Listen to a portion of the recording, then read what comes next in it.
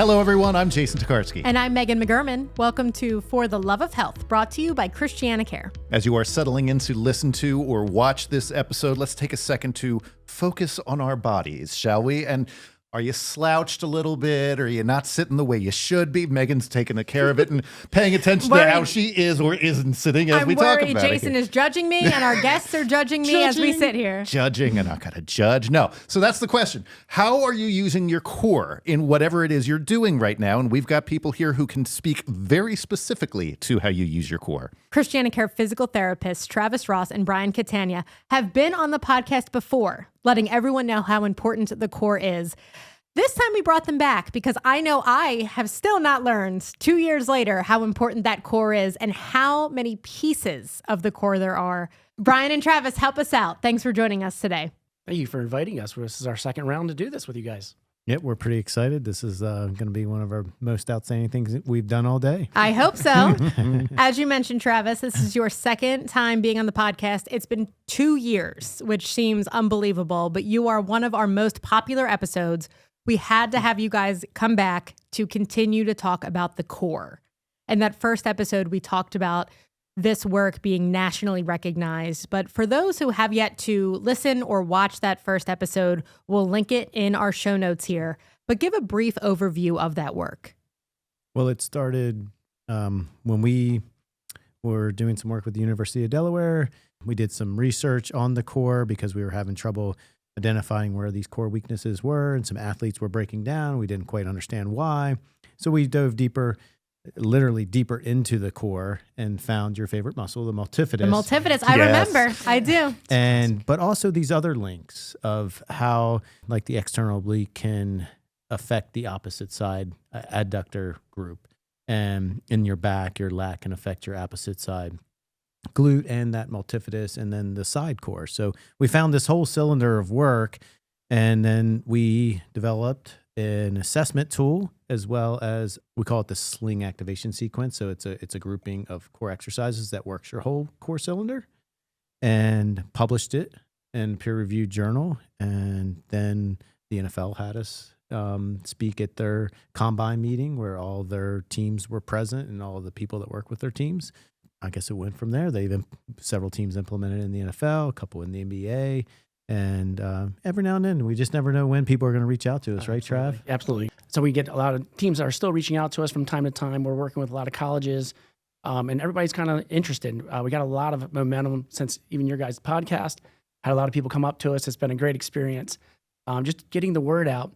The core seems to be just a very trendy, impactful thing that a lot of people like to get a grasp on, and we kind of tried to simplify it as much as we could. I mean, it's still very complicated, but since that momentum goes and people are still more interested in, as a patient, as an athlete, as clinicians, as doctors, we have people reaching out to us from a lot of different spaces of how we can do things better, how we can simplify things. And we kind of created the best system we could to pull things from the multifidus and bring it into the posterior sling screening, and just making it a very complicated subject as easy as we could, and make it for everybody, from athletes to 77-year-old women who still like to run, to people just trying to walk again.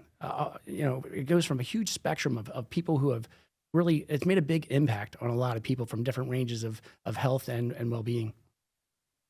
That's a good recap of what's happened that got us to that first podcast. It's been 2 years since then, and I'm sure you guys haven't been resting on your laurels or anything since then. So how has this work progressed since that time? Has there been anything new you've discovered or anything new you've worked into the program since then? So what's published is the basic exercises, but obviously we have had to modify those based on the patient that comes in to see us. We have a continuing education series that we've educated.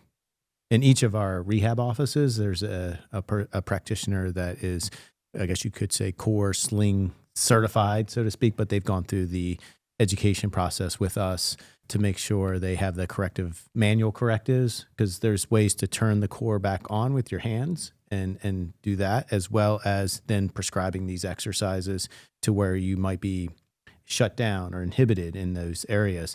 So I think that's been an advancement. We've also developed the standing stats, which you're aware of, Megan. You came down and shot the videos, and they're now published. Sorry. What anything From else, there, we've Jen? kind of taken it on to making it more functional for each patient. So we took it from, like Brian said, we had the basic screen that we did, basic exercise program that we did for the research. And from then, we did that on college athletes at the time. And so we've had to scale it back to make it more simpler for our older population or less physically inclined patients. And then we've kind of structured that where the athletes are like, I want more than that. So we've really put a lot more resistance into it, a lot more standing opportunities, jumped it into their sport, and we've really grown it. And everybody needs to be challenged for their level. So we've had the challenge of really heightening our game up with the professional athletes to, the very basics of getting the very multifidus, the very one segment of the multifidus to kick on in that self and just have it cascade from there on up. And we've really kind of refined that a lot more and a lot more comfortable in developing that. You mentioned the 77-year-old woman who still wants to run. How are you adjusting everything to that? Her grandson on the UD football team doing the same exercises seems wild. I mean, there's a spectrum. I didn't say run fast. She just enjoys being out there and has a lot of people say you're too old. And, she does have her arthritis and does have her aches and pains.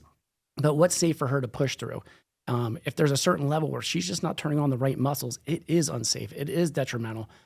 So we work on certain things that activate for her to get back out there. And, her knee arthritis is still there. Some spinal arthritis is still there. What can she push through and what is safe to activate first, to prime? That's what we developed the system for, is mostly to prime the system and then go out there and be able to accomplish more physical things, whether that be getting up, taking care of their grandkids, or running 2 miles. She likes to run 2 miles. So from every level, and range of motions are a lot limited from 77 to like a 15-year-old. But we're still able to get them to push themselves to the maximum functional capacity each person can do. And they appreciate it, especially, if you're still running at that age. If you go to 5Ks, you're not seeing very many 77-year-old runs. They are out there, and my hat's off to them. They're knowing how to prime their core and prime their body and take care of themselves to be out there and healthy as they can. Do you run into people in your clinics who are saying, I've been an athlete my whole life. What do you mean I need to prime the core? What is the multifidus? Why is this the first time I'm hearing of any of this? Yes, and I also think there's a lack of awareness that they don't realize they have lost access to their core. It's like they lost a room in their house where they just shut the door, and we help them to wake it up and activate that muscle so they can recruit it again. So I would say anybody that's had back pain has probably lost access to their core. Just like if you've had knee swelling or knee pain, though, you see the quad atrophy, but you can visually see that. Whereas these muscles, you don't visually see it unless we have like an MRI or a real-time ultrasound. And then we have seen published in the literature and ourselves this fatty infiltrate that comes in from lack of use, right? So it gets marbleized. But in the brain, that's like smudged tissue. And when you can actually turn that on again and wake those muscles up, it's like unlocking this whole new area in your body that you didn't know existed, but now you're recruiting centrally rather than just relying on your extremities to do all the work, which is not great for your extremities because then it leads to overuse and disuse in your core. And that, like I said, that marbleized kind of fatty infiltrate that's not something that your brain can recruit again, right? It's smudged. And Brian makes a good point. You don't know what you don't have access to. You just keep running yourself into a deficit and start to burn out those, overusing those knees, overusing the hips. So you don't know what you lost access to. So when you prime them or make them into awareness, that's like opening that door again, and they have access to that. They're like, how was I doing this any other way? And that's kind of, we don't know what we don't have until we show them the light, show them the way to go, and it just becomes more efficient to use it that way. And their eyes just light up when they can recruit that again. Like it's like completely shut down, and then it turns on for them, and then they have some exercise they can use. And I would say that consistent use of those muscles is important. Consistently priming your core throughout the week is just as important as waking up and brushing your teeth. It's that pattern. You got to keep refreshing that pattern. You've mentioned the core being kind of shut off for people. which sounds like an odd idea for somebody who's obviously not in the know the way you guys are. Is that something that just happens as you get older, or is it from disuse, or is there a certain thing that like once you hit 25, you've lost access to your core unless you really get on it? What does this losing access mean? So you mentioned when you're born and you develop, right? We start with rolling, and that's a core exercise. And then you start crawling, which is another really good core exercise to start to build these muscles and develop these muscles so that you're always recruiting centrally. So I guess innately we are born to do this, but as you develop, grow, let's say you get hurt, boom, that pattern starts to shut down, starts to become smudged in the brain. You start to alter your pattern, like even this something as simple as an ankle sprain. And then that has to be recovered. You have to retrain that so that you learn how to push off your big toe again, but also all the way up the chain to, let's say, your S2, S1, L5 multifidus in the glute, because you have an ankle sprain, it shuts down the glute because you're not pushing off the foot anymore. Let's say you had a back injury and you strained your back, so to speak. Those deeper muscles do not get woken up until they're challenged and forced to be recruited in a way that is non-painful, right? Pain equals inhibition. Shuts everything down along that pathway that's painful until you come to physical therapy and we teach you how to use it again. Oh my gosh, it's not painful. Well, and I'm not avoiding using it anymore because the pattern that you had to develop to avoid the pain was to avoid using that muscle. So you can also go with prolonged postures. So unfortunately, as we age 5, 6, and on, we're in school. In college, we're sitting. And then we go to work, we're sitting more than we're standing and moving around for a lot of people. What this does is this shortens the front of your body. My hips are always flexed. My trunk is kind of curled. I'm kind of slouched. Things shorten. And then when I have to go and use it longer, and I got to use the back of my spine and back of my core, things aren't working as efficiently. So things kind of positionally shut down. Everything's kind of a little shorter on this side, stretched down on the back, and then you go to do an athletic move. It used to be you being in a chair. So either we have an injury, we're in prolonged positions for too long, we get injured. There's so many bad patterns you could be into. Our job is to identify those bad patterns, kind of turn it around, find out what you're not using, get you access to the core, get you back, like Brian said, from the central core out. So everything comes from the spine. Your core kicks on and to anticipate every movement, even before your limbs start to move. So if that core is shut down a little bit, the whole body isn't stabilized, isn't safe, isn't structured. So then we get a compensation. Some other body part has to make up for it. And then boom, we have a cascade of dominoes of you overusing something that isn't the most efficient posture, isn't the most efficient position, and things get worn out from there. So it's usually time or a trauma or just, and then bad patterns happen. And we all do that. And that's kind of why we like to kind of reharness or kind of reactivate that core, re-wake it up, teach it the right patterns, show the body how it can. And like Brian says, once they have that space awake again, once they have access to that movement, it's like the best part of our job when it clicks that light on. You can see how we talk about it super passionately. Them getting that back and it being seamless. They're like, what was I doing before? Like, that's not even teach you what you're doing before. Let's go. Let's not revisit that. I'm not saying you can only move one way. There's a whole variety that you should move and can move, but when you're only limited to one pathway, it's going to break down. So variety is a spice, but there is an efficient way to move to access each of our core pieces that we use segmentally. And once we have those strong patterns, then variability is great. Yeah. So I think pain or swelling or injury, and what Travis was speaking to, disuse, right? Like deconditioning, you lose access, right? You lose it, you use it or lose it.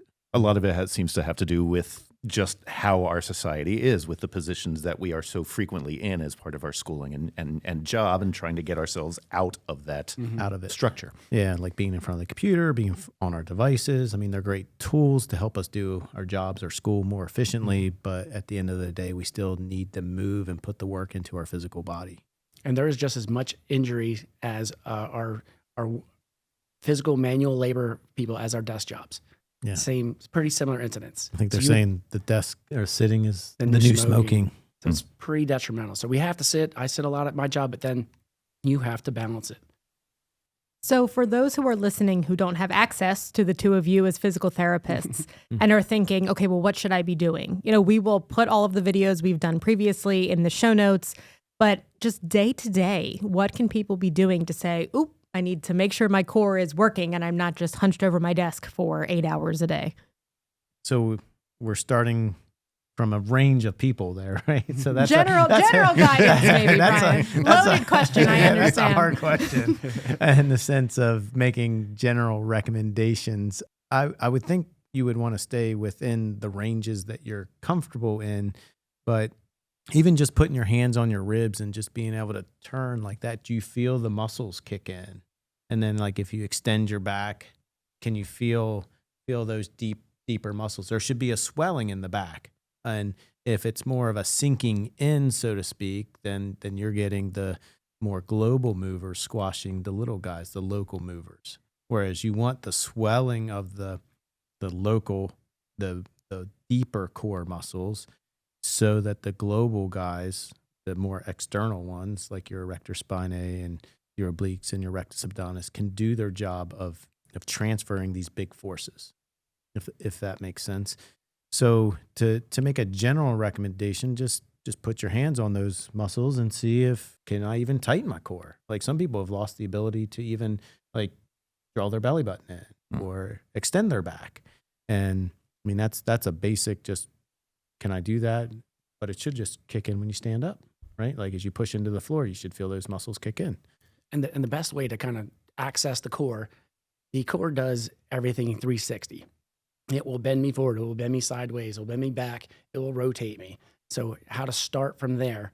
We usually kind of go back to the basics. You want to sit one plane of motion at a time. And usually rotations are very aggressive. You can twist at the low back and we can cause more problems if we twist the wrong places. So that's why Brian and I are just like, go out there and twist and, do your thing. Just go all crazy with it. I like to start one plane at a time. We all know the setups. That's one plane. That's going straight forward and backwards. I like you to stay longer. I don't like the compress. I know I'm not sitting in the best posture, but I like to lengthen the abs and move them around, not just stay really tight and crunch. But then we also have a little side bending you have to do. And then we have some back extensions. Back extensions are really good for you if you're healthy enough to do them. So a lot of times we have to kind of put you in a neutral position where your spine isn't bent, isn't flexed, isn't twisted, as neutral as you can. Then we'll move in a arm or a leg, and that will indirectly advance your core. So sometimes we have to start by just moving arms and legs instead of just twisting and bending at the core. From then, once we're healthy and we're moving the right spots, we like to add some rotation. And where we like to add our rotation is through the thoracic spine. The more we can rotate through our chest and rib cage, and the less at our low back, the more we can save our lumbar stenosis and our lumbar radiculopathies, the surgeries that come with that, because it's not supposed to twist. It is supposed to keep us, like I said, in spinal neutral. That's where they work out the best. And as we start loading, become more safe in those neutral positions, then we can start accessing, like everyone loves deadlifts. Deadlifts are the best exercise for my favorite multifidus muscle, but not everybody can do that. Like Brian says, we lose access to them. They shut down. And for the thing that works for them the best, they're not there for you when you need it after an injury. And even prolonged after injury, even because the pain goes away, doesn't mean the muscles have come back. Just your pain had went away. And it's like, I keep getting, it's that time of year, my chronic low back pain's back again. Every time I do this, maybe they didn't get it. The muscles kicking on as symmetry, they didn't get it as full, or they missed the plane.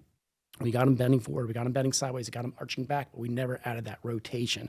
And that rotation is the last phase because it's the most aggressive phase, but it also hits these muscles the best.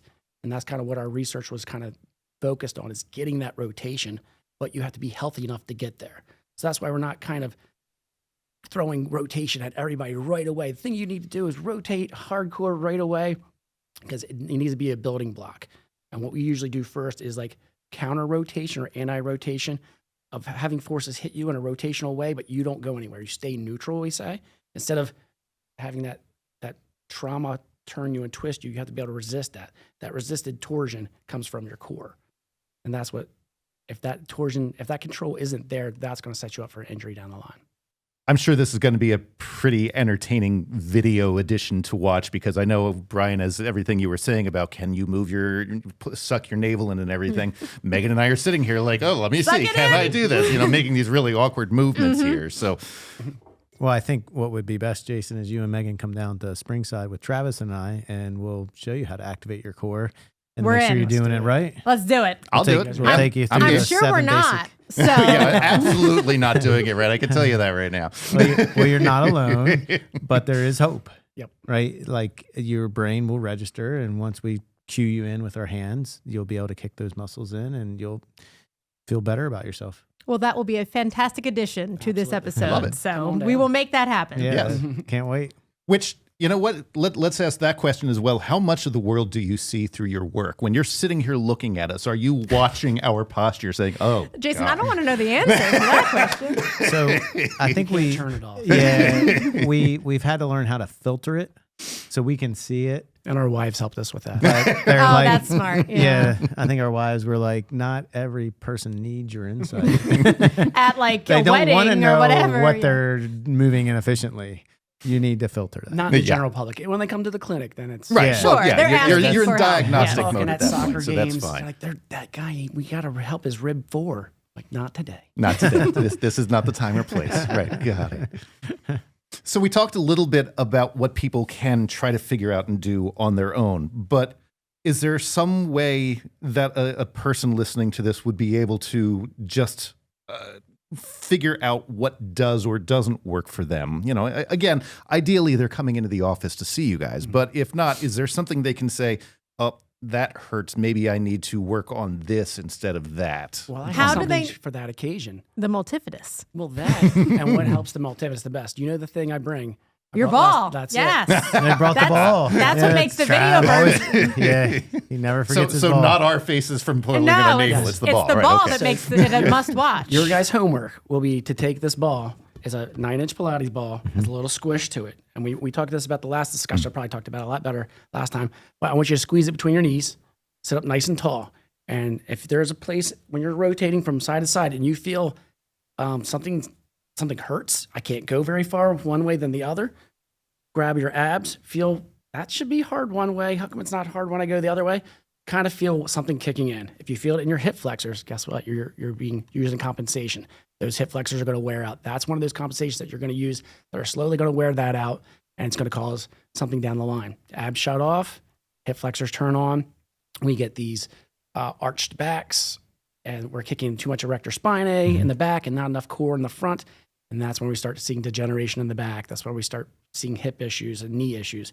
So it's right from the line. So little tests like that, be very slow on the rotation. Stop at the pain. But that would be like, what can I do? Do I need to do this?